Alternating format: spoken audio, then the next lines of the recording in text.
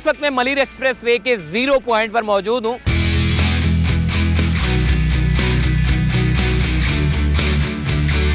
पहले इंटरचेंज का Malir express way पर आगाज हो चुका है।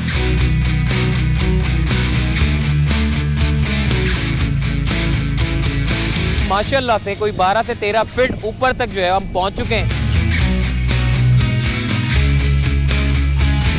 मेरे पीछे अगर आप देखें ट्रकों के अंबार लगे हुए हैं। यहाँ पर सारा लेयर डालने का सिलसिला जो है वो जारी है।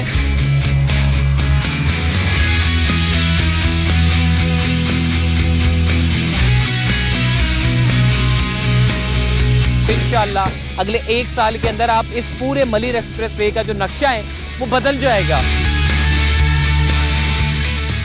अस्सलाम वालेकुम जी, चलते फिरते मैं आपको खुशामदीद कहता हूँ। इस वक्त मैं मलिर एक्सप्रेस वे के 0 पॉइंट पर मौजूद हूँ, जो मेन कयूमाबाद से ये शुरू होगा और कयूमाबाद से होता हुआ 39 किलोमीटर तक जाएगा। पहले इंटरचेंज का मलिर एक्सप्रेस वे पर आगाज हो चुका है। ये 0 पॉइंट से शुरू होकर सीधा निकलेगा M9 मोटरवे की तरफ। यहाँ पर इस वक्त अगर मैं आपको काम के नौयत के बारे में बात करूँ, देखिए यहाँ पे एक बड़ा ब्रिज बनाया जाएगा। पहला इंटरचेंज ऐसा बनाया जाएगा जिसमें तमाम ट्रैफिक को जो है वो जोड़ने के लिए जो है वो काम किया जा रहा है। यानी कि यहाँ पे लोड टेस्ट किया जा रहा है, उसके बाद ब्रिज बनाने का काम शुरू किया जाएगा। कंस्ट्रक्शन का बाकायदा तौर पर आगाज होगा।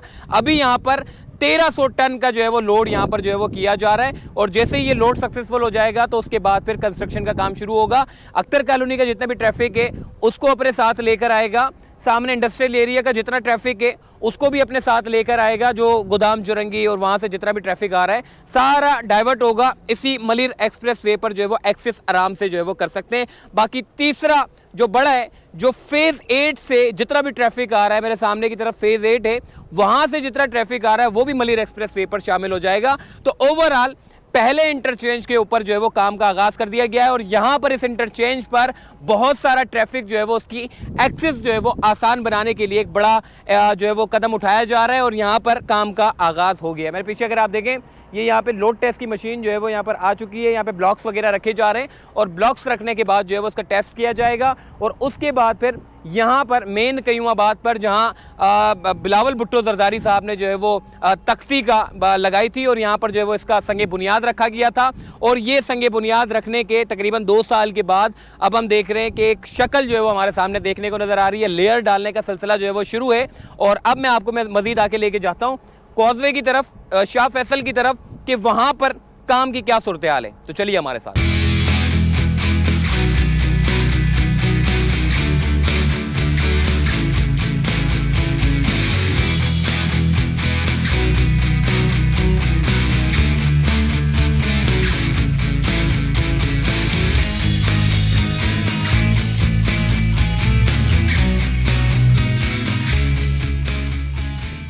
इस वक्त मैं कॉजवे पर मौजूद हूँ। पहले ये जो है वो सर्विस रोड के बिल्कुल साथ होता था, फिर लेयर डालने का सिलसिला जो है वो शुरू हुआ। तो अब माशाल्लाह से कोई 12 से 13 फीट ऊपर तक जो है हम पहुँच चुके हैं, और ये मजीद इसके ऊपर लेयर डालने का सिलसिला जो है वो शुरू कर दिया गया है। मैं कॉजवे मेन कॉजवे पर मौजूद हूँ। मेरे पीछे अगर आप देखें ट्रकों के अंबार लगे हुए हैं। यहाँ पर सारा लेयर डालने का सिलसिला जो है वो जारी है, और लेयर डालने के बाद मट्टी को फिर उसके बाद ग्रेडर से जो है वो सीधा किया जाएगा, और उसके बाद फिर रोलर चलाया जाएगा, और ऐसे ही एक रोड बनाया जाएगा। पूरा ओवरऑल जो है वो मलिर एक्सप्रेस वे पे, जो कि कोजवे पे काम तेज़ी के साथ किया जा रहा है। शाह फैसल भी बड़ी तेज़ी के साथ काम चल रहा है, ब्रिज बनाने का काम वहाँ पर भी चल रहा है, और पहला इंटरचेंज की मैंने आपको अपडेट दे दी। देखिए मलिर एक्सप्रेस वे का मैं थोड़ा सा मंसूबे के बारे में आपको वैसे ही बता देता हूँ। मलिर एक्सप्रेस वे का 39 किलोमीटर का ये मंसूबा है, जो आपको कराची के कयूमाबाद से शुरू करेगा और ख़त्म करेगा आपको M9 मोटरवे पर। ये M9 मोटरवे से कयूमाबाद पहुंचने का जो रास्ता है वो कम से कम 2.5 से 3 घंटे का रास्ता है। ये 2.5 से 3 घंटे का रास्ता आपको ये मंसूबा जो है वो 20 से 25 मिनट का कर देगा, क्योंकि ओवरऑल आपकी गाड़ी सीधी जाती रहेगी, और आप कयूमाबाद से M9 मोटरवे पे, और M9 मोटरवे से आप कयूमाबाद 20 से 25 मिनट में जो है वो पहुंच जाएंगे। इससे फ़ायदे क्या होंगे मैं आपको फ़ायदे बता देता हूँ। देखिए हैवी ट्रैफिक वालों को फ़ायदा होगा, जितना पोर्ट का सामान है, उसकी जितनी भी तरसील है, उसका सारा सामान जो है वो इसी मलिर एक्सप्रेस वे से जो है वो गुजारा जाएगा। दूसरी चीज़ जो कि शाह फैसल पर आगे पीछे जितने भी जो ट्रैफिक है, इतना बड़ा शहर है, इतने बड़े शहर की एक ही ट्रैफिक आपके पास शाह फैसल है, उस शाह फैसल का जितना भी ट्रैफिक है वो डाइवर्ट आपका हो जाएगा। लोकल जो आपका ट्रैफिक है वो इसी मलिर एक्सप्रेस वे पे आ जाएगा। और तीसरी खास बात ये है, चूँकि अब आपको पता है कि कराची से बाहर सोसाइटियों की अंबार लग चुकी है, और बहुत सारे लोग अब जिनको भी गुजरना होता है वो शाहराह फैसल से गुजरते हैं, या वो पीछे से वाटर बोर्ड वाले वो जो शाहराह पाकिस्तान वाला रोड है वहाँ से गुजरते हैं। तो ये मेन मलिर एक्सप्रेस वे जितना भी जो सोसाइटियों का जो ट्रैफिक है वो भी सारा इधर ही डाइवर्ट हो जाएगा। तो शहर का अंदरूनी ट्रैफिक इससे जो है वो खासा कमी हमें देखने को मिलेगी।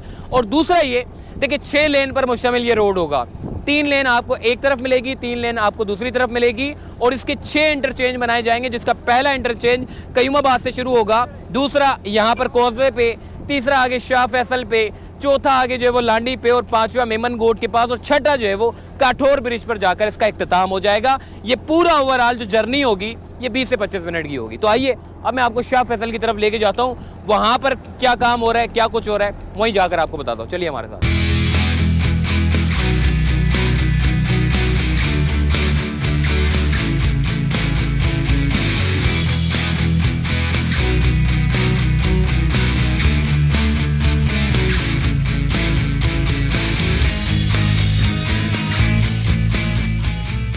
आज इस वक्त मैं पहुंचा हूं कोरंगी लिंक रोड पे। मेरे बैक साइड की तरफ जाएंगे तो मलीर का रेलवे का जो पुल है वो आ जाता है, और वहां तक से लेकर कयूमाबाद तक लेयर डालने का सिलसिला जो है वो जारी है। मुख्तलिफ पॉइंट के ऊपर हमने देखा है, कहीं पर जो है वो 35 फीट तक उठा दिया गया है, कहीं पर 45 फीट तक उठाया गया है, तो कहीं पर जो है वो 15 फीट उठाया गया है, कहीं पर जो है वो 20 फीट उठाया गया। मुख्तलिफ ऐसे पॉइंट है जहाँ पर लेयर डालने का सिलसिला जो है वो जारी है। एक रोड की शक्ल हमें जो है वो वाज़े तौर पर देखने को नज़र आ रही है।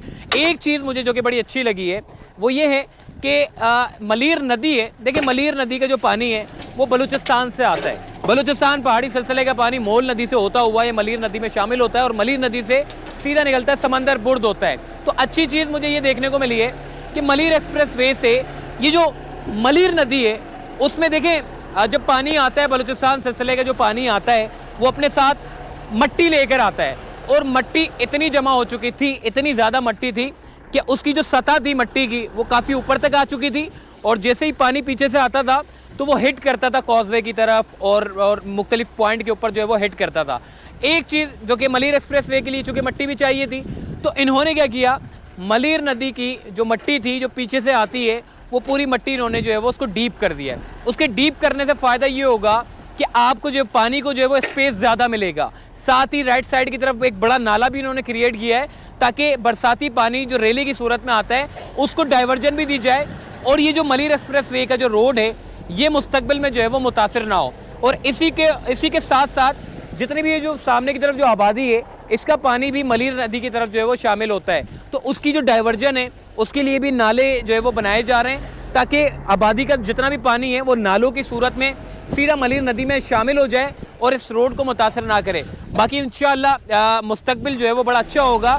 ज़ाहिर है इतना बड़ा मंसूबा है, 39 किलोमीटर का ये मंसूबा है, और ये बरसात में कोशिश यही की जा रही है कि इस रोड को अच्छे तरीके से बनाया जाए ताकि ये जो रोड है मुस्तकबिल में जो है वो मुतासर ना हो सके। और यही वजह है कि इस पूरे काम को जो है वो तेज़ी के साथ भी किया जा रहा है, और इंशाअल्लाह अगले 1 साल के अंदर आप इस पूरे मलीर एक्सप्रेस वे का जो नक्शा है वो बदल जाएगा।